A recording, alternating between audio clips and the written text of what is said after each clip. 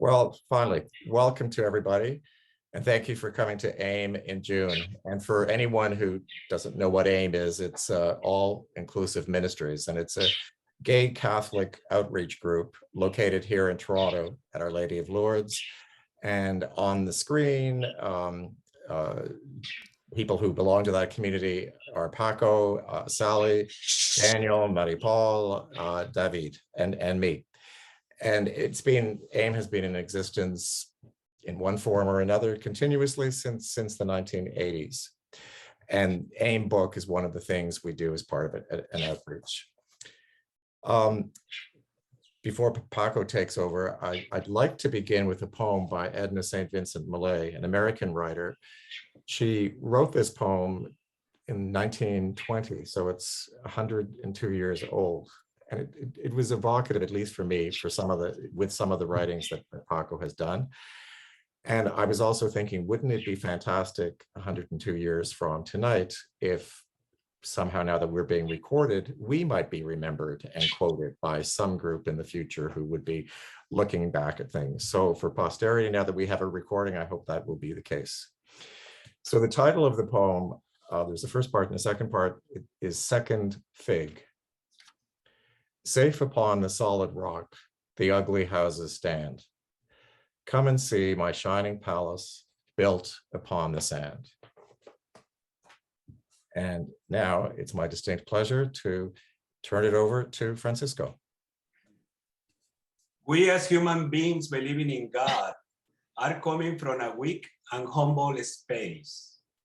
I personally needed to love and appreciate my sensibility as a gay man, work on it to recognize it as a part of myself that needs to be loved, and to build up my persona from there.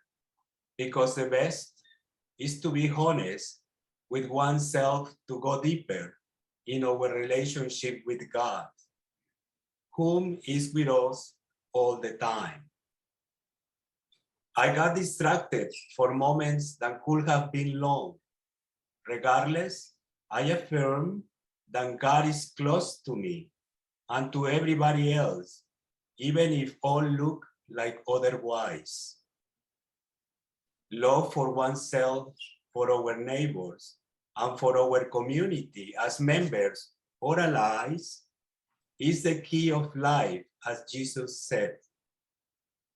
I would like to start by sharing a poem opening the door to timeline, setting the mood for tonight. June. June returns as spring is almost gone. Not a prison for the soul, no longer useless joy. Clamors on earth, roaming on the wind, bathing with the sun, scented with the traveling rain. June, nature dresses you for a summer party. June, warm, long hours, flirt with the body, having the feet to be silence poetry. The soul craves for love, for a romance with liberation. June, a garden built on rocks, not thrones. I pass the night close to you, June, so new and so old, surrounded with your magic, guiding me to heaven.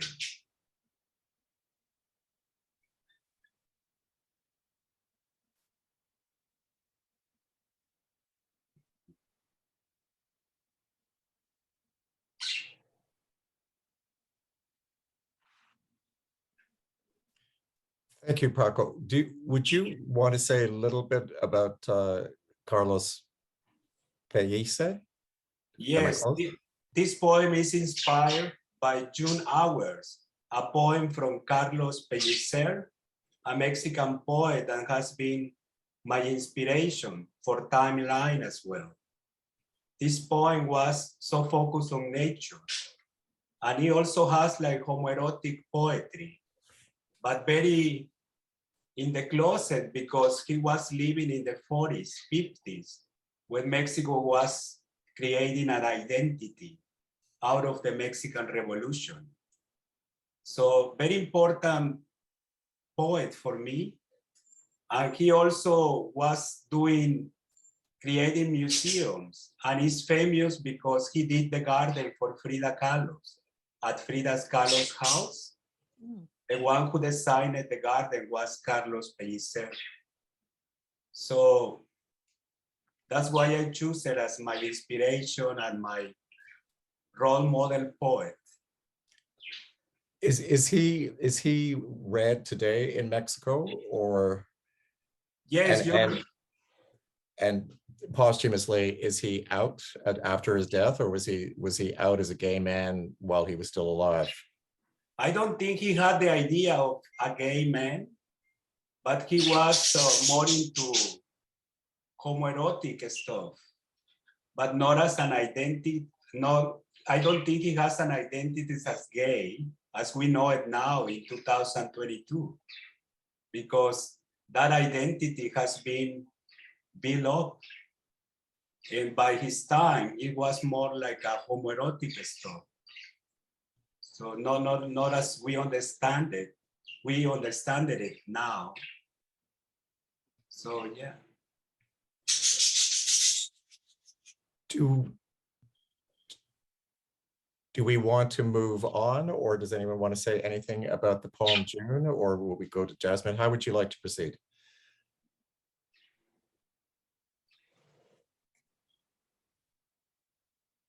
So he wrote June, like June hours, which expresses all this homoerotism. And he has ideas like sexuality back then among men was called useless joy. So that's why in June I said no longer useless joy. Okay. So I from that point I got inspired to do something more contemporary.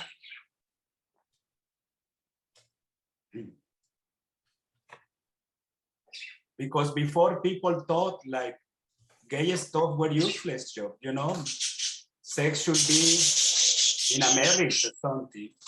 But now no longer, that idea no longer exists, I guess. Well, in some quarters it does, very much in the Catholic Church it does, and to a great part. I loved your line, June, a garden built on rocks that were not thrown. I thought that was really powerful. I just thought built on a garden of rocks. What grows on rocks? Only very, very tough and strong plants and trees. Also the passage on the Bible, right? When this woman was about to get stoned because of adultery, and Jesus told the people who wants to stone her, like not to do it, like the one that is out of sin should throw the first rock. So, and that connects for me for gay liberation. It has that sense like we all are sinners and we all are different as well. So that's why I wrote that line. And it's a garden built on rocks, not thrown. Kind of very timely, considering what's going on, particularly in Florida and in many places around the world where there seems to be an increase in against gay people, LGBTQ or El Colectivo, or queer people, which is probably the easiest thing to say, and it encompasses everything. So a very timely poem. Jasmine, would you like to read the next one, Copycat? Thank you. Copycat. Is my audio all right? I just wanted to make sure. Perfect, thank you. All right. There is one illusion made of reflections, showing on crystal, mirrors, and glass. similar to images on water projected by rays of light. It portrays covers of publications, city billboards, and signs. It screens like a movie, allowing us to fly. It vanishes with the beat of real life. Is it a dream that I made? It's not reality. I call it copycat.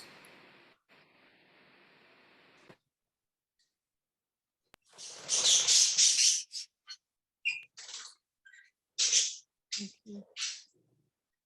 I just wanted to say, Paco, that the word dream comes back in so many of your poems.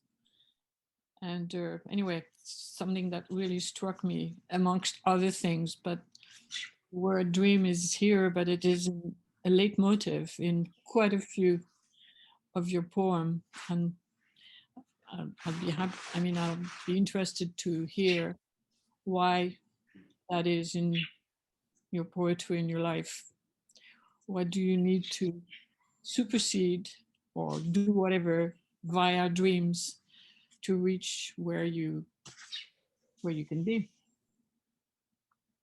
I think the word dream is also a good way to explain something that sometimes it's hard to contextualize. So when I say a dream, it could be people understand it as something that may be real or not real. It may come through the senses or through an idea.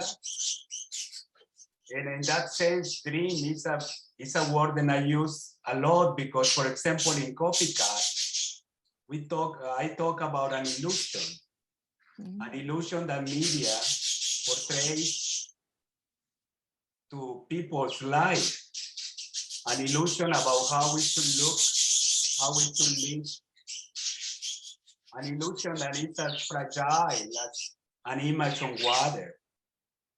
So I think the word dreams in that sense, it explains a lot, being so simple. Thank you. I don't know about you, Marie Paul, but the Paco's sentence, it portrays covers of publications, city billboards and signs. I'm wondering if you had any comment on the billboards, which were perhaps more pervasive once upon a time than they are now. Well, what do they sell? They sell dreams, right? I mean, they certainly are not the reality. So even though they're trying to sell you goods, they are selling you goods via dreams, via idealized things, and the pervasiveness of it is pretty bad, actually. Even though I was in that business, I never approved of it in many ways. So, but they do work. We had a movie as well as a book, and some of us were discussing a wonderful film, Drive My Car, and it among many things looked at language, and it looked at media and types of media and text. And I was telling Marie Paul, David, Daniel, that walking on Bloor Street a couple of weeks ago, 3 weeks ago, I saw, I guess it's not a billboard. What do you call those signs that are just stuck on the sidewalk? it's like a bus shelter.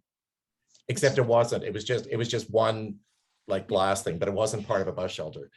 And it was for high-end shampoo that I would never in a million years have bought. And anyway, when I looked at that, the illusion or the dream, Paco, that you're mentioning worked, because I made all these rather immediate connections, which I won't bore you with, but I went home, and to buy the dream, I immediately went online and bought a specific shampoo, which would be, I think, about 4 or 5 times the price of any shampoo I would get at Shoppers. But I bought. So the dreams and the illusions work. And having bought this, I think I will be like, at least in my mind, like Eve in the Garden of Eden, and I will not be afraid of falling, because that was the punchline. And you just sort of move on. And anyway, there are all sorts of connections with your poem and various things. And may I say, Carl, your hair looks wonderful. Yeah, it looks I haven't great. used the shampoo yet. It hasn't arrived. We're on such the same wavelength. I was about to say the same thing. Well, your hair looks great. So. But that's just the cheap stuff. The good stuff hasn't arrived. It's Send it back. oh, and the good, and it's French, and the good thing about it that I read online, the cheap stuff, it's all bullshit, because it says it's for blonde hair. I don't have blonde hair, I've got gray hair, and then if you're out in the sun, it goes that, you know, funny color. So this particular expensive billboard shampoo actually says it's for gray hair. So I thought, they're telling the truth. That's exactly what it's for. So the dream sucked me in, but at least they're sort of putting some reality in there with it. So yes, Jasmine was telling me, like, she used to work in advertising, and that's why I asked her to read, well, if she agreed to read Copycat, because she also got the poem. So I have a question later on for you about one of the poems, but now, if it's okay, I would like to formally, at least, invite Michelle, a writer and educator, to recite Ecosystem. Michelle enjoys workshopping with Paco at writer circles, as his voice is peaceful. In his book Timeline, the simple yet profound images that surface with his words make her heart smile. Michelle. Yeah. Ecosystem. Sorry, I need my glasses.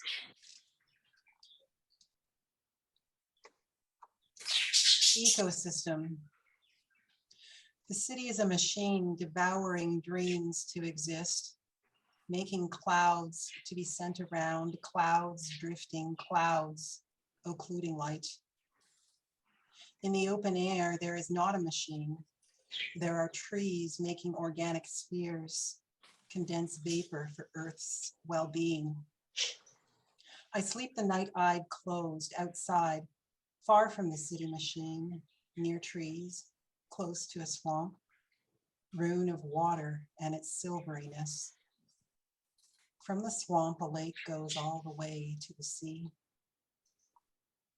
Outdoors in my dreams, I send a cloud to heaven to make you feel loved and free, predicting this cloud will evanesce full of dreams in the form of rain, shooing a flock of colorful birds to fly away in the sky. Cloud of my words protector. Beautiful.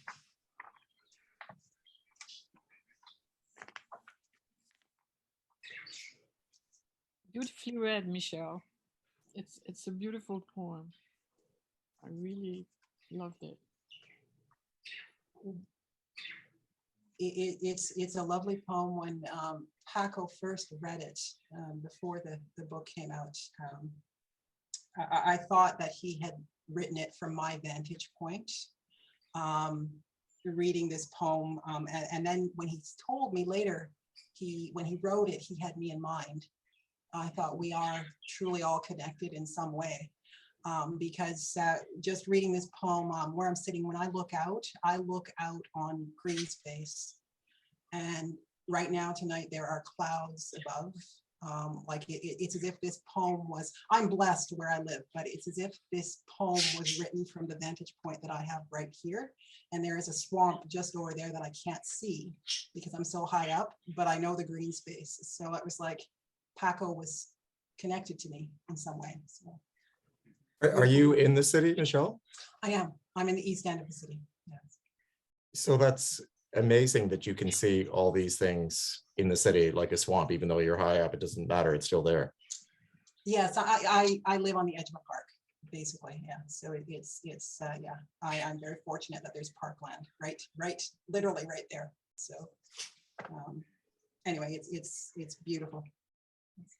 And Paco, one of the things that I felt was really beautiful about your poetry, and that's why I asked Michelle, so much of it takes place in an urban setting, and yet it shows to me that you can certainly connect with nature you don't have to go somewhere into the country. It's here among us in the city, which is a wonderful thing to put into your poems.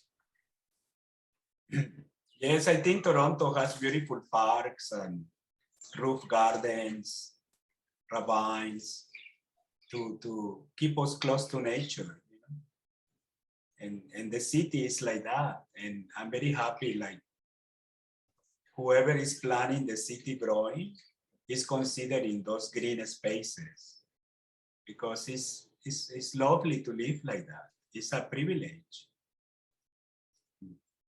And even smaller spaces. There's a bazaar at the church that hosts AIM.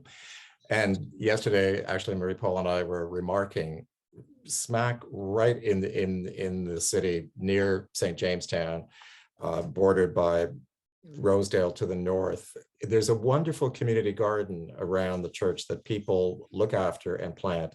And it was just fantastic yesterday with the roses in full bloom, plus all the other things. And it's truly a work of the community who have planted it and maintain it. And it's so nice to see these little things popping up all the time amid sort of discarded crack pipes or whatever. There's still beauty in the city. I find it really interesting. I can not, like Michelle, I live high up, but I look at concrete more than anything else. But the minute I read that poem, I go walking a lot in the ravine, in the Rosedale ravine, and right away when you talked about, you know, the swamp and the running of the water and the water leading to the lake and the lake, in my mind, I could see all of that, even though visually I was far away from it, but it totally evoked for me all the joy I get out of being able to walk in the ravine as often as I can. So very evocative language and beautifully put. Thank you. I would like to add, Paco, when reading the poem, it brought, like, I read the poem several times since you first had shared it with us, and it brought on a larger meaning because when I first came to Toronto, you know, the language devouring dreams. You know, you come to a city. I came to the city, and all my dreams were shattered when I first came here because the city is a hard place. And it still is for many people who live here.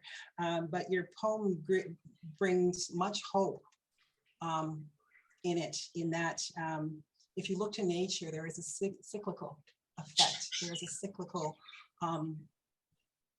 it's cyclical within nature. And I got the idea that, you know, the clouds and you know, your words were that in the open air, there is not a machine. You know,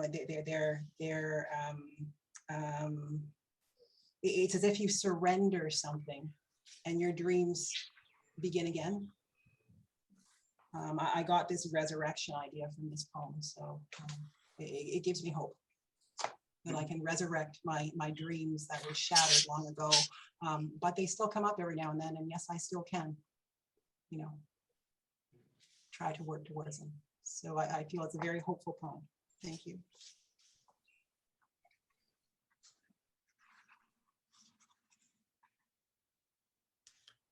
Daniel, would you read Better for us, please? Sure. Better. A wise man once said, as a writer, there will be better books done by masters and who knows who. Good distraction always exists.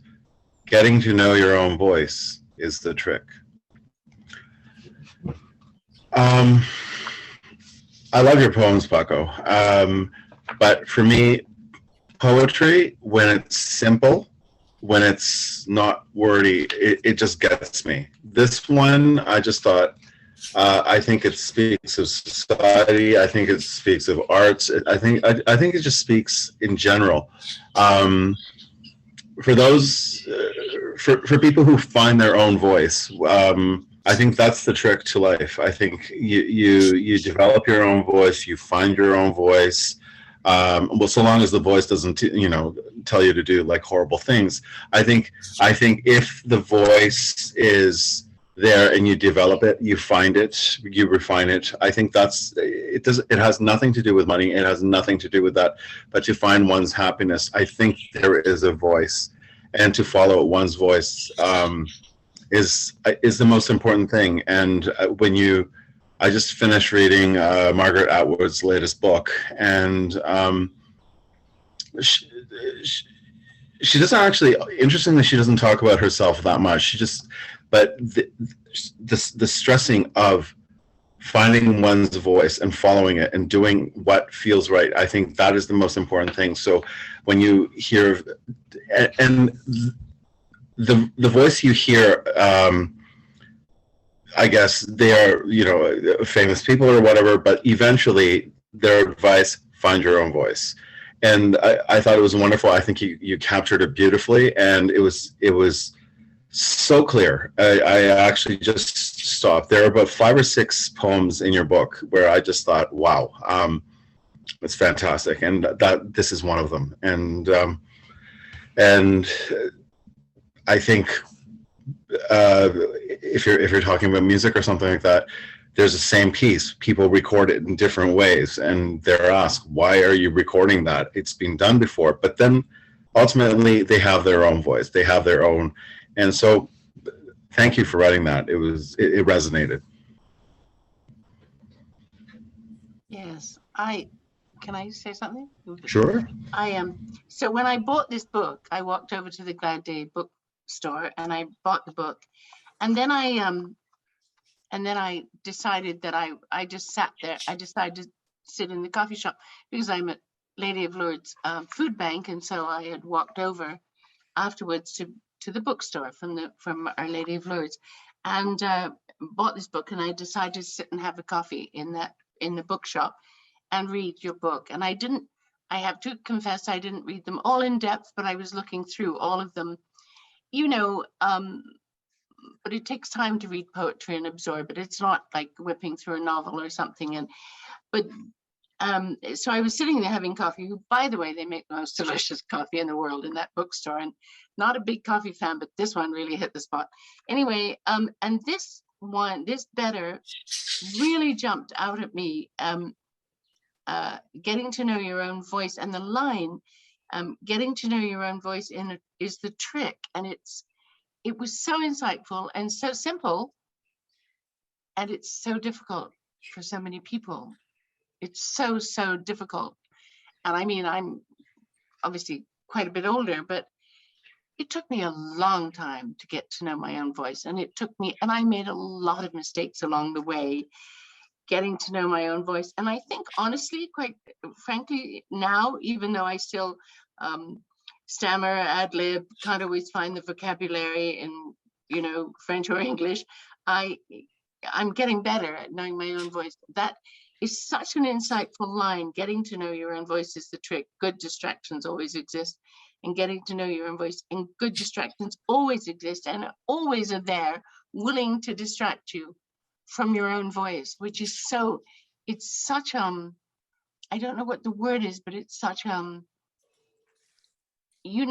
everybody's around you saying, no, this is this, and this is this, and this is this, you're easily led when you're younger and as you get older. But getting to know your own voice is such a huge, not just a trick, a gift. It's hard to hold on to, but it's more and more I'm learning that getting to know my own voice and sticking to it is, I love this. I love this piece. I would like to just, have it on a piece of paper on my bathroom mirror, because I love this piece, Francisco. I loved it. I really did. One of the ones that really caught my eye when I was sitting there in the coffee shop. Just lovely. That's all.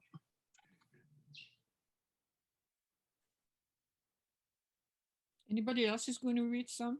Because otherwise I'd like to read one that really. Yeah. Right now, I was going back to what I was saying earlier. Recently at a movie, there was a discussion of that movie, Drive My Car. The love of language was paramount in this beautiful movie from Japan. And within the movie, there were texts by Chekhov, Samuel Beckett, and in keeping, and also within the movie, there was also Uncle Vanya was presented, and the actors spoke their own language. So in keeping with that tradition, I would ask David to read in Spanish, Cuando Nací, and then we could maybe hold on discussion for a minute, and then Shomi could follow with Rainy Day in English. And then Marie Paul, you want to read something, and so do I, so, or discuss something. So how would that be? We have David and Shomi, and then we can chat a bit, and then we can go on. I love Nasi. Cuando nací, yes. Okay. So David, whenever you're ready. Cuando nací. Cuando nací, la esperanza rodeaba mi casa. Yo soy el único hijo que madre parió. Antes habían nacido ya mis 3 hermanas. Donde yo viví, había una laguna que se secaba, un indomable río y un árbol que aromatizó mi infancia. Crecí con la alegría de mis hermanas, los cantos de mi madre y de mi padre, la crianza. De pequeño, mi casa se llenó de halagos, juegos y alabanzas. Vinieron después las largas noches sin palabras. Construyeron una presa para que la laguna no se secara. Cuando nací, la esperanza rodeaba mi casa. That is so beautiful in Spanish. Like, it breaks my heart, that poem. So beautiful. It's beautiful. But in English, it's one thing. In Spanish, it's phenomenal. The Mhm. poetry in the music of the Spanish and the way of saying it, I mean, it made me cry. Sorry, just totally made me cry, that one. It's interesting, Paco, that it's not the first time that you bring the idea, that memory of the lagoon, no? You have in other places. But I found in this poem that the lagoon has something. It's something that could be hidden, no? I don't know if is hope, no? Because the idea to build, no? Construyeron una presa, no? Mhm. This idea, or is to keep the water, no? Or is reflected on the words, no? Las largas noches sin palabras. I don't know if you can go a little bit deeper in those feelings and make it more clear. Well, it actually happens. Like I was born in Southeast, and the biggest delta in Mexico, the biggest rivers are in Southeast, like the south part of the Gulf of Mexico. So all that area is full of water and both bodies of water. And where I was living, there was a lagoon, and it actually dries and became like a field, like a desert almost. It's just, you know, like a lot of mud. And a lot of birds used to go there. Because when the rivers went up in water, then the lagoons fill out. And then when the rivers dry, the water run back to the ocean. And I was a kid and we weren't so aware of that happening. And then at my grandfather's house, he lives next to the river. And the river is a river from the jungle, full of waterfalls, a lot of power. So it actually happens. This is true. I grew there when I was in introspection, I think. When I started films, most of the techniques for writing goes back to your own childhood, you know, to my personal life. And I choose poetry to express it because, as Carlos Pellicer said, in the Southeast, there is more, hay más luna que laguna. There is more moon than lagoon. And to create some kind of magic, because I didn't want to be so literal, you know. It was better for my mental health. And it's also, and it's poetry. And although it's, you know, but it happens. It's like that, the sound. It's very magical there. And that connection with the ocean is, and the lagoons, when they dry, is really interesting. It's interesting because I have a totally different perception as any piece of art, no? Knowing your background and my interpretation, no, of the poetry is now. Let me go to some parts, no. Cuando nací, la esperanza rodeaba mi casa, no. Rodeaba, no. Is an imperfect verb, no. That it could mean that it's not anymore. In the imperfect sentence, no, it's a wow.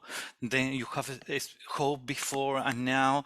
It's not in that house. The hope that I had when I was a child before, for example, have the idea of being gay.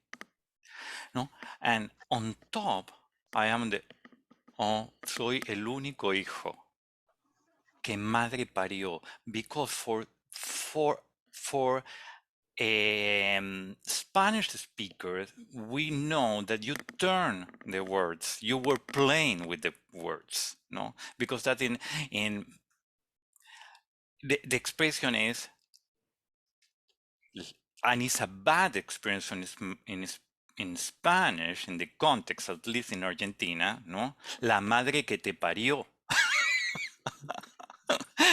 No, and then you play with the words in a beautiful way that is not any longer an insult, is a blessing in the action, ¿no?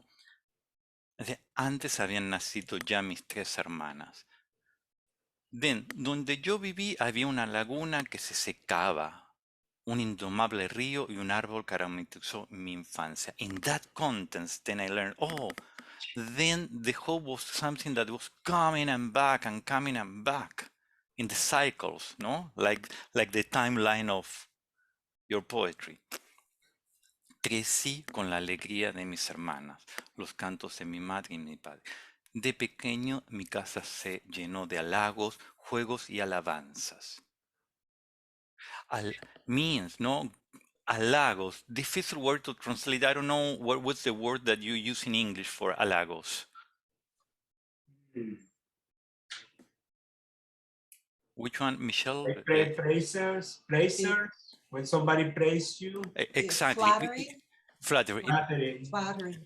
Yeah, but flattery could be a little bit superficial. In Spanish, it's really, really deep. Halagos is always positive in that and without any ooh, halagos. But in a very democratic way for everybody, for your sisters and for you and for your father, you know? But now that sentence for me, as a gay guy in Latin America, is the whole word. Vinieron después las largas noches sin palabras. When you discover your life of being gay, that you cannot talk anymore. You cannot talk. Then it's a silence. And a largas noches is a long days of silence. And on top, the construction of la presa. No, that once is not only silent, but now it's a block. Para que la laguna no se secara. Yes, to keep the water of this ideal man that I'm not. Because if they know the real truth, there's not more hope. Then cuando nací, la esperanza rodeaba mi casa, but not any longer, because is that true? That was my true interpretation of your thought, Paco,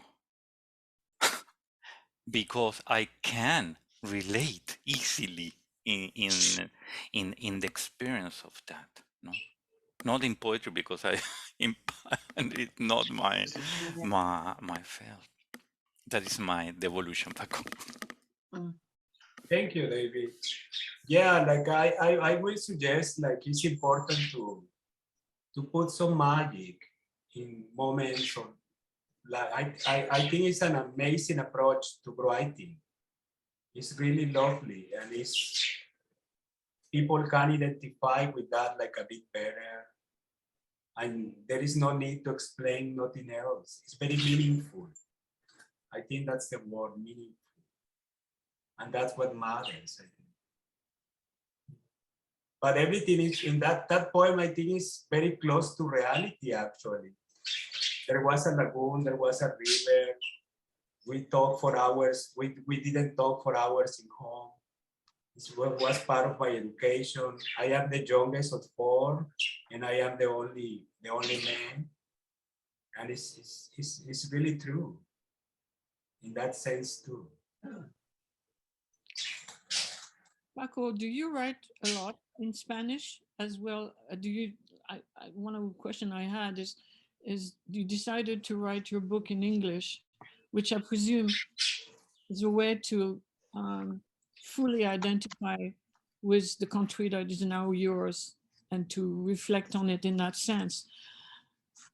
In all honesty, the poetry in your Spanish here, that's why it really made me cry. And do you feel a pull to write in one language rather than the other, or what was so wonderful?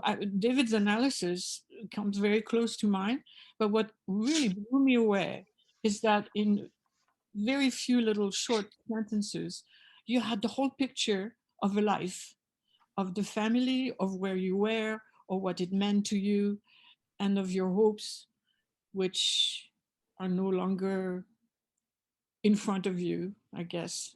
I, I, I just love that poem, and I love the Spanish language, the rhythm of it. It's so much more appropriate than English. I don't know how to Especially say. with David reading it. Yes. Oh, you did, David. You read it so beautifully. My Spanish is so minimal, and just reading along with you, it's so beautiful. When it's lovely. You should go on the road. Paco, I wasn't sure when Marie Paul was speaking. Did you write these poems in English first, or did you write them in Spanish and then translated them? Well, I have been in Toronto, like living in an English world for 20 years, which is almost half of my life, almost. And I really took seriously my acculturation process. And I noticed like when I started to write in Spanish. For example, this one is one of the ones that I wrote in Spanish. But then it came naturally to write it in English. And I was looking for another fellow writers like Jasmine, Michelle, Shomi, and they also write in English. So I got involved in that energy and it just came. But it's not an easy process. Like I need to study English as well. In Spanish, it comes in a different way. But now I write in English. If I write something in Spanish, I try to translate it. Or, yeah.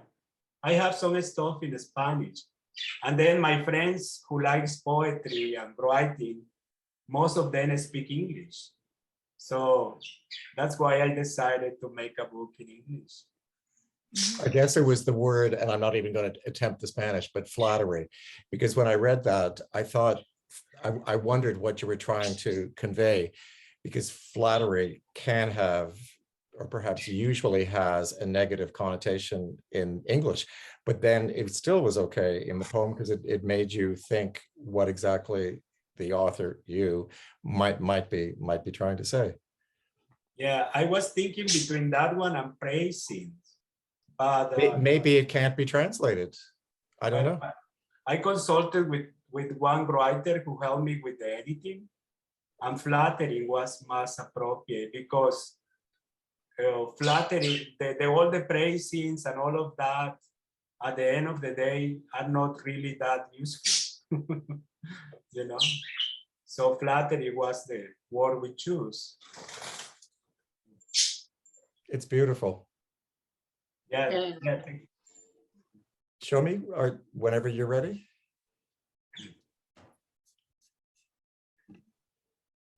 Do you hear me okay?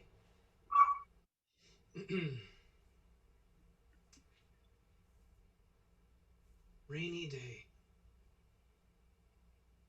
I live in a town surrounded by an enchanted lagoon that dries slowly during the first 6 months of the year. The second half, during raining season, the lagoon gets full of water to a level that it embraces the town. Then, the town could become an island. Town's name is Water That Comes and Goes. It is the rain that brings water to the lagoon, and it is expected to rain the whole day today.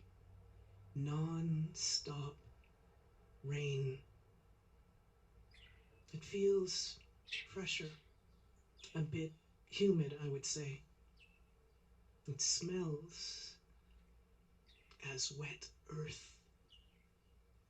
This is a sign that it is raining nearby. It gets windy. The backyard door opens and closes, making a strange sound. Just a moment. I'd better keep the door open. I'm putting a stone at the foot of the door to stop it from making that weird noise. This is a good one. Well, let's place it over here. Yep. Here is a good place. I'll sit at the door entrance to watch outside toward the trees and the lake. The trees out there. They're stretching their branches in slow motion, as if they were warming up for a dance with the wind. Wind leads a choreography. Then trees follow. They move to the right, they move to the left. They go around together, and then the wind lifts their branches up to the sky to magically turn them around. Trees throw their fruits to the ground as a closing act. In a moment, the air will run through the house to cool it off. Come in, air. Feel free to circulate from here to the front door, then to the rooms and kitchen, back and forth. You are always welcome, air. I'm calling the air for a visit. A flock of parakeets is passing by far west, flowing along with the air. They graciously fly from the clouds carrying on rain, as they do not like to get soaked. I can hear them chit-chatting, raising their voices. They are word-mouthing, divulging that rain is coming this way. Birds shelter in a small islet that is on the lake, where the old lighthouse patiently waits for them. I can see the whole flock landing in there. It looks as if they were shaping a colorful cloud that goes down to the ground to dissolve into the grove. Sitting here, I can listen to the sound of lake's waves. Their sound makes me think they are getting log happy because rain is almost here. Waves seem to come from the depth of the lake to the shore. They're coming in circles, showing off their charm, to disappear soon after, as if they were playing hide and seek. The wind makes the waves laugh because it tells stories to them. Wait, it's telling them to get ready to depart. It will bring a car to drive them to a new place. Perhaps the waves are packing, looking around for their clothes. Who knows? The lake wants people from town to know that some of its water is going away. Part of it is moving somewhere else. Older water will lead the way out through rivers to the sea. This is what it does around this time of year. New water is coming with rain. I wish I could go there to say bye to older water and hello to new one. It is just that today. Today, I have to stay in, home, the whole day, as my dad said. Wait a minute. I can quickly go and come back. Got to wedge the door here so it stays open in my way back. Let's see. I need to cross the backyard and then walk under the trees to get there. It will take no time. There is only one house between here and the lake. Donna Julia's. That woman. If she sees me walking to the lagoon, she will tell everybody. I saw him running barefoot under the rain. He will get sick. He doesn't obey at all. I swear she would say that with one hand on her waist and the other one pointing at somebody. I'd better take a shortcut so she could not see me. I am quickly getting closer to the shore by walking fast. I'm racing you, wind, I bet. It seems as if the wind passes through me in its way to the lake. It wins the race. I am going to stop here and look around. The rain is finally here. Its water is cool. It comes with wind holding hands. A cloud of rain goes above the lake. Raindrops start falling down peacefully over the lagoon and over me, making a melody like music, as if the lake was the finest instrument played by the rain. Our small boats and dugout canoes anchored on the shore, crashing against each other in sync with the rhythm of the waves. I feel the rain all over my body. It feels ticklish, makes me smile. It's playing with me. Maybe it wants me to dance. La la la, la la la, la la la. I'm taking its offer. Tooroorie, toorara. My body moves around. Parari, parara. I stop my feet together on the ground. I am completely sopping. It's like I just had a shower with my clothes on. It gets cooler. I'm going back home. Don't want to get sick. The rain softly hits my body as it is still going on. I'm walking quicker so I can get back home right now before the thunderstorm comes. My dad calls.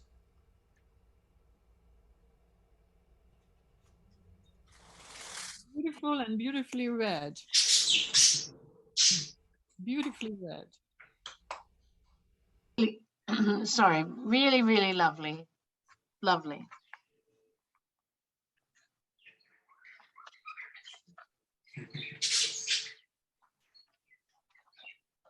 Loved how you just transported me there, and it's just it's such a lovely place to visit. Absolutely. I was reading along with you. It's just beautiful. The way you read it was exquisite. Thank you. It's a pleasure. Love hearing David, your Spanish version of When I Was Born right before this. It was so lovely to hear the Spanish and then now see the context of it as well, and just to expand on it a little bit more. So I love that. And Paco, just seeing your almost like your life story through both of the poem and then the short story. It's lovely to feel your childhood and just get a taste or a taste of it. It was, yeah, just lovely to experience that. Thank you. Yeah, it is true. I think I wrote it about the same time. I think you have really quite an incredible talent because you have very powerful, very short pieces. And this one, which is pretty long, is equally poetic, powerful, descriptive. I mean, honestly, you have to carry on and do a lot more because you got it. Yeah. I mean, seriously, like it's a real talent. I mean, I'm like David. I think I can say that, David. You and I are not very much into poetry, and I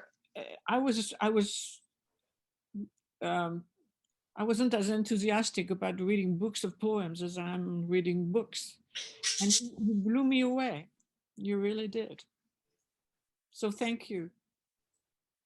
And I think apart from the beautiful reading by Shomi and David, Paco, you have a rhythm and a wonderful, wonderful flow in either language. Yeah. I mean, yes, it's helped, but by the readers, but beautiful, beautiful, beautiful. I was not reading along; I was listening to both, and very, very beautiful. And weirdly, I understood both. Obviously, the English, um, but it speaks. I think it really goes from heart to heart, and extraordinarily beautiful. That is Yes. Sorry, David. Sorry, David. oh no, the the mystery of the words when are pronounced. No, I really did a lot of research in the magic of pronounce and say the words. No, from the perspective of sacred scripture, and as Marie Paul said, reading the poetry for me is like I can, but when I listen the poetry, Yes. wow, the experience. And Sean, not only the reading, but this microphone goes inside my soul. The sound of your microphone is like, whoa, I feel penetrated. Impressed. And you know, Paco, again, you know what was my experience on this? That you show a really private side of you, no? You show a time that you stopped to being a boy and you moved to the adolescence, no? It was when you were talking about the other poet, talking about the homoerotism, the relationship of the rain into your body was very erotic and more written by Shomi. That was my perception. I have to say, sorry, is that okay? I have to say, I love poetry. I've always loved poetry. I do. I got a lot of comfort from it, and I've read it all my life at school, all this.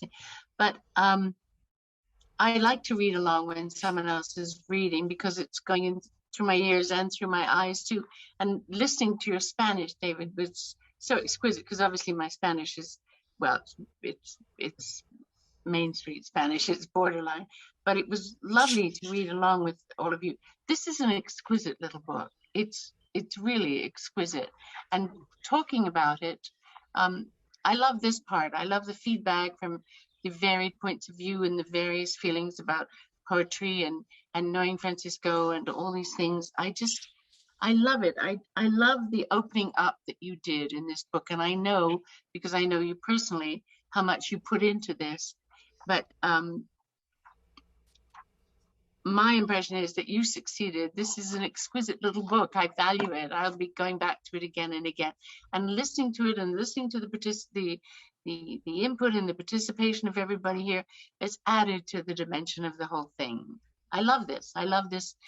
All the readings were beautiful, beautiful readings, and I did read along because I like to do that. And I love it. I'll be revisiting a lot of them. And as I say, there was one that touched me immensely, the one that Daniel read, but that was because you just nailed it. It hit home, but you nail it in many ways. And the Spanish, I don't know if all the vocabulary, well, it was just lovely, lovely. That's it, lovely. Thank you. Thank you for writing this.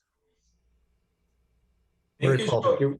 Thank you, Sorry, Shomi. Paco. It's very interesting to hear it from you. I know you for a long time too, and I know your background. And so, for example, the music when you were reading La La La La La, and the pause that you made there, very, very beautiful. It's another. I didn't feel like I was involved at all. Yeah. Yeah, so very nicely done too. And thank you, David, too, for Cuando Nací. But it's interesting, you know, as soon as something is released or published, it can become anybody's, you know. And I'm getting Not anymore. Yeah. It can become anybody's, and we take what we want from it, but it goes back to that whole thing of we take what we want from it, but listening to others discuss, because we all come from such varied walks of life, and listening to their interpretation too, and then rereading it. It's there's constant food and feedback from poetry. I find that's my perception. You can go away and you can live your life for 7-8 days or 6 months, and then you go back and you read the same piece of poetry, and boom, you get something else from it, because you're coming from a different place again. You're coming from 6 months older, or do you know what I mean? So I quite love poetry. I've always loved it, especially the ones that when I was a child, you reread them and think, oh, yeah, I remember this. This is, you know, it's good. I love it. Can I ask a few questions to Paco on how you wrote the book?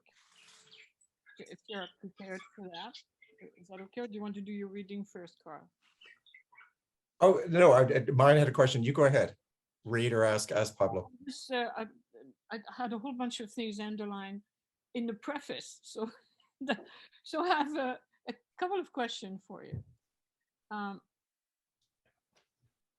First of all, when you put all the poems together, did you have a certain order in which you put them?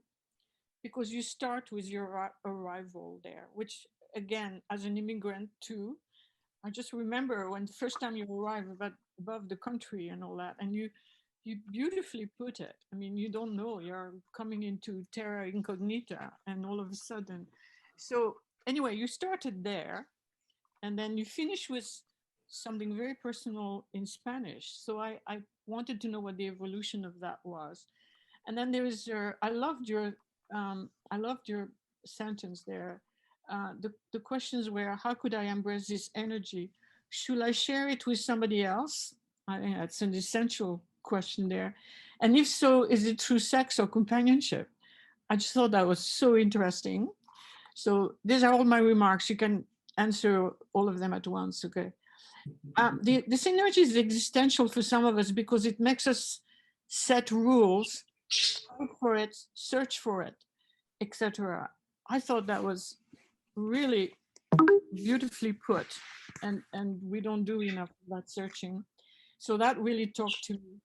And then at the end, you say, you talk about nevertheless, being out is not the whole thing. No life in its plenitude, not the interior technique that, if missed, truncates our vision and cut our flights. And I really wanted to ask you what you meant by interior technique as it relates to your coming out and trying to live a full life that way and so on. I mean, that whole preface had me going for a couple of hours just thinking about what you wrote there, actually. And then I got into the poems and I said, wow, so over to you. Yeah, like, when I was writing, I didn't think about how the book is gonna be finished and polished. I just wrote like whatever I was living or I was experiencing. So, and I archived it. The whole project took me like 5 years. And then when it was finally time to put the book together, I put all the poems and then I realized like I have this, the newcomer experience, the city, love, etc. And then something in Spanish, which is my background. And so, and that comes because I studied film. And that's the way a film can be made. You take all the scenes and then you can edit out of it. So when the whole thing was put together, then I said, well, this is the common themes. This is what I should write. This is the way I should put together the book. So it was more like the production process.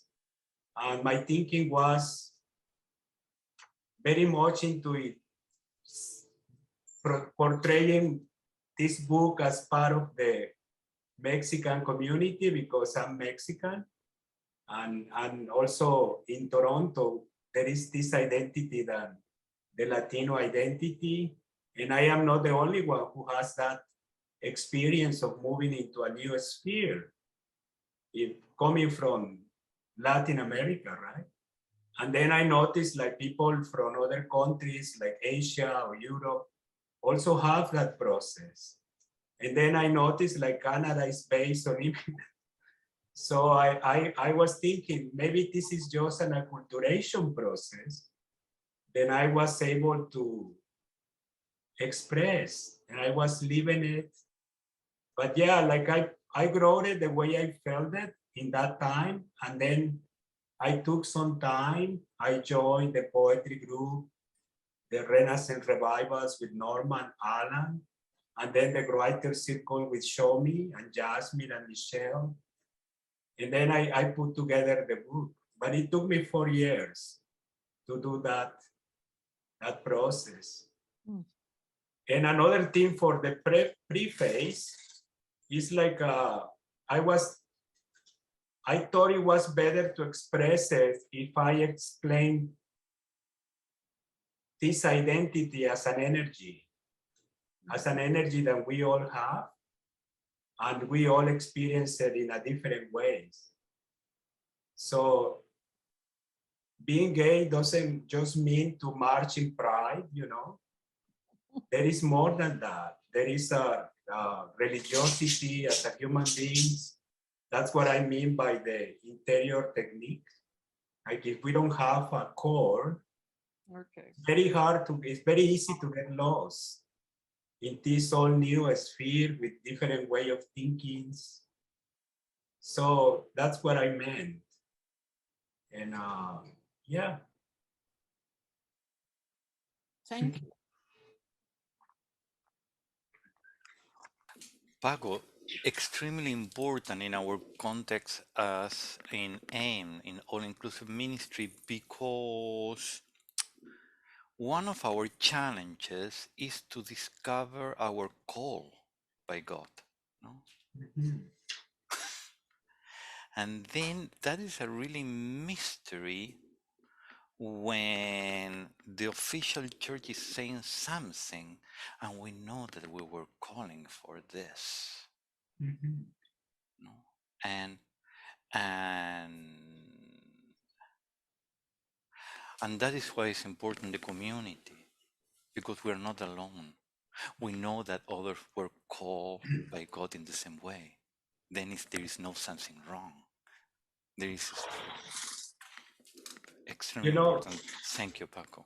no, thank you, David. You know, Father Giles, in that video that he made in the Jesuits conference, he explains how important it is to recognize and valorize LGBT sensibilities as a base for spirituality, you know?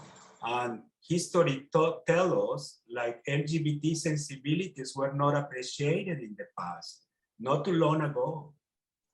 And now it's getting to be recognized as something part of a human being. I call it an energy, but it has been here, as we know, forever, right? It's just, so it's important to recognize that sensibility that we all have, and then also straight people have. But it's just like we have our own way to express it, our own way to be, you know. But when I heard Father Giles talking about it, I was like, wow, it was like reading me.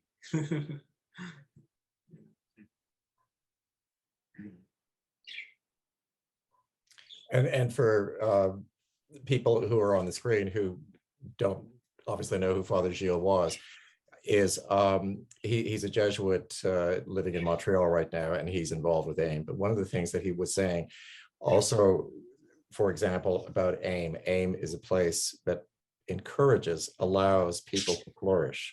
And I think that ties in with, Daniel, your poem, Finding Your Own Voice. And I think the situation many people, gay people in particular, are in right now is frightening, especially in, for example, Florida, where you cannot even, don't say gay. So I think a gathering like tonight, although it's small, is very, very important. And I think it's these types of gatherings, these grassroots gatherings that become so important.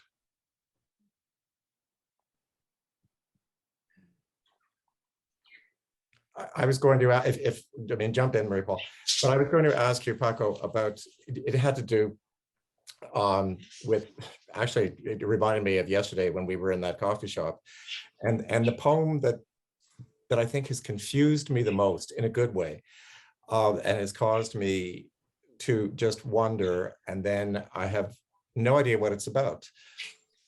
For me, I'm not trying to impose any meaning on anyone, or certainly not the author, but it's Timeline, from which the collection takes its name. And if I may, I'll read it. Who flies with three wings? I got rid of one, here I am with a cut wing, not meant to be mainstream, start to molt like a bird for a new one, a new me. And I read it kind of the way that it speaks to me, and also with the punctuation. And I'm wondering, who flies with three wings? And that image, I have no idea. And I decided to do something which was a little apropos to our discussion last week. And I Googled bird three wings, and a picture came up. And for a moment, I thought there is such a creature. There isn't. So the three wings has really evoked in my imagination all sorts of weird things. And I'm not asking you for an explanation, but would you comment on why you chose Timeline? Which came first, the title of the book or that poem? And then you took the title of that specific poem to be the title of your collection? Well, when I went to school, like in 2000, I have to submit an image because it was a film, like image arts. And what came to mind was like a bird of three wings. And I was thinking like that may reflect society. And like when you are, or you feel like an outsider in that society, then you can just not fly because you are different. And so that is the abstract of that little poem. So then you removed one of the wings. You have to. If you want to fly, you want to move on. And that is a process of molting, like when a bird loses their feathers and get new ones. That's what The image that I did not have at all was like a phoenix. Absolutely not. And I kind of liked trying to visualize a bird with 3 wings, however that could be. I think it's beyond, at least beyond my imagination. But I thought, and I loved the way you put a question mark at the beginning sentence, and then it goes on, and it forces you to just read and not get hung up on anything, but not meant to be mainstream. I thought was very, very powerful in like all the readings that we've heard tonight. I don't think there's anything mainstream about any of them.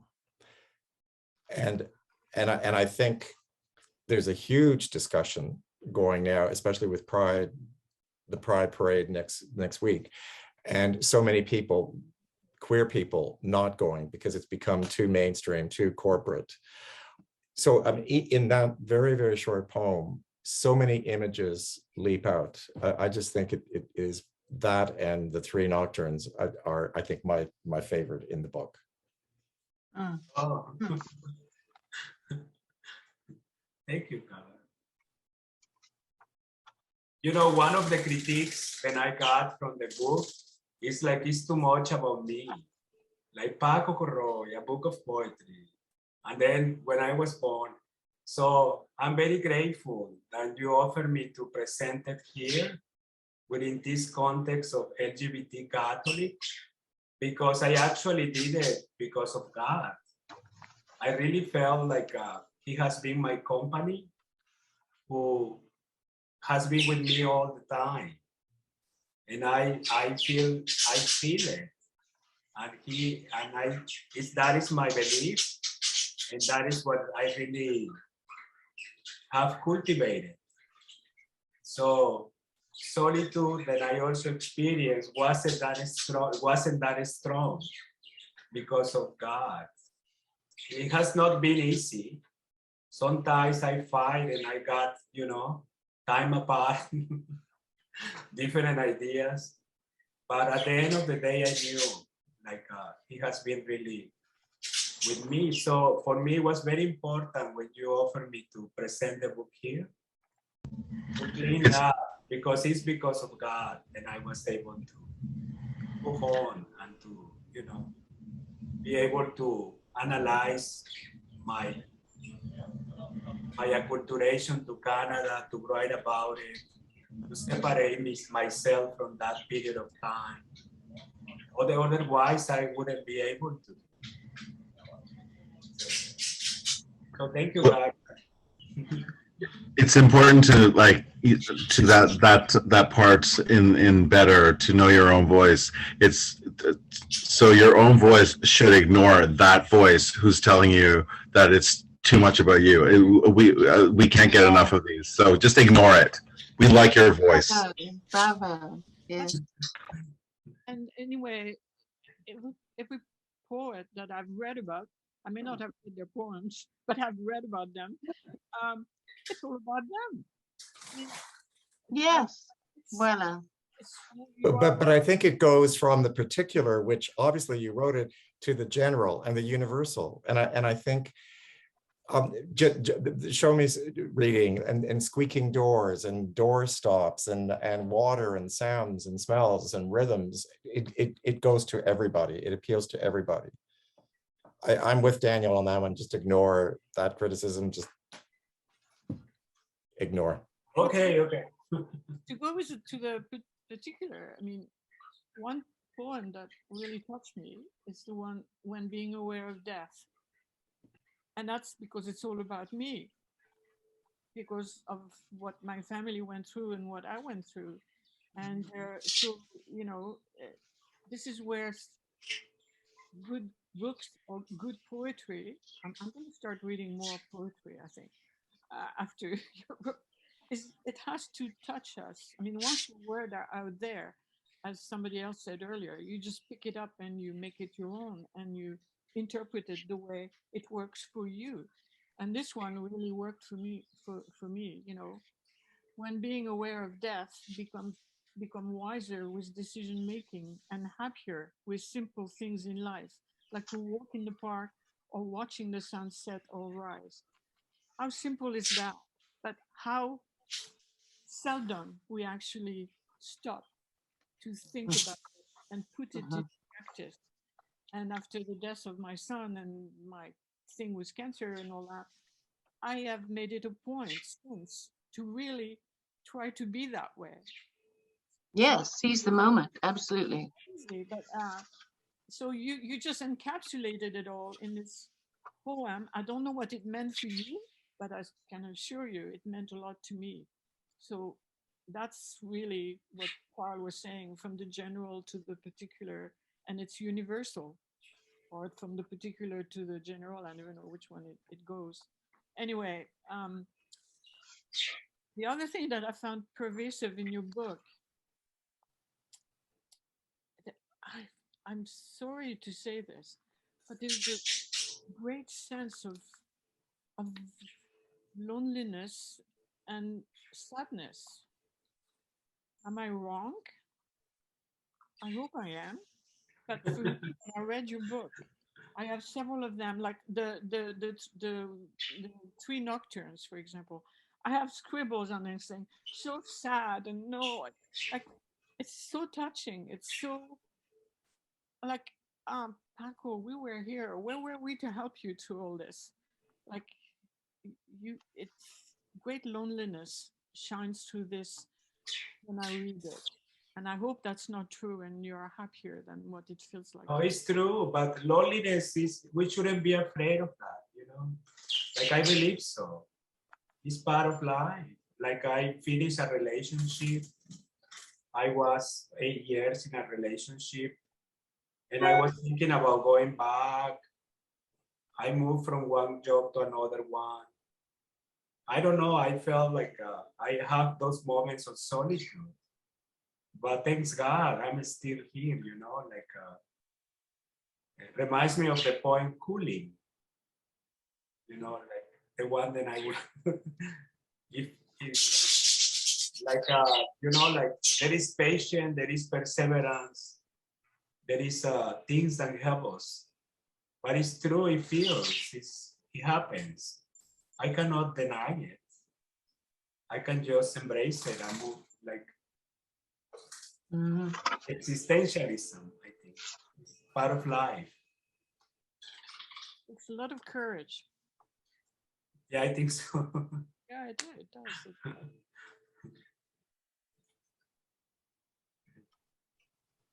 And I have my birds. Yes, you right about that. I was after reading the preface and the dedication to your budgies, I thought there'd be a poem about them. Next book. And the new arrival budgies. My new. Are there more? They're new. There more? 4 more. Oh, nice. Babies. Babies. Oh my gosh, how exciting. They must be tiny, tiny. Yes, they are 3 weeks old. Oh, how sweet. Noisy. Noisy too, yes. Can you hear it? Can you hear them? A little bit. I like that.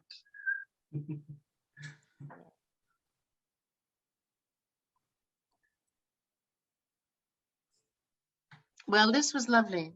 Let me tell you, All right. it was lovely. But as we end, Paco, you're going to recite Cooling, which I think is a new poem? No, it's part of the book. It's on page 22. It's called Cooling. If it could not be, I wouldn't grow. Where should I have gone when closing were the roads? When in a glass of water I could have drawn.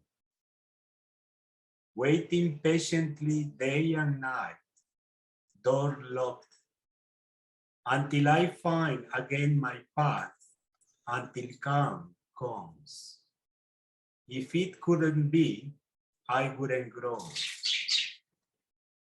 I'm talking about patience, about perseverance, about cooling when stuff happens.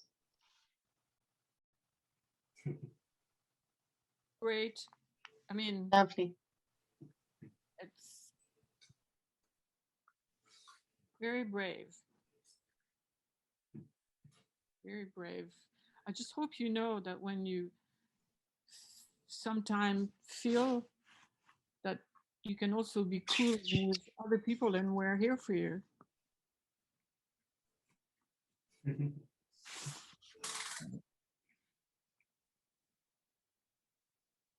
Paco, on behalf of everybody, thank you so much for your beautiful book of poems and also for sharing tonight with us.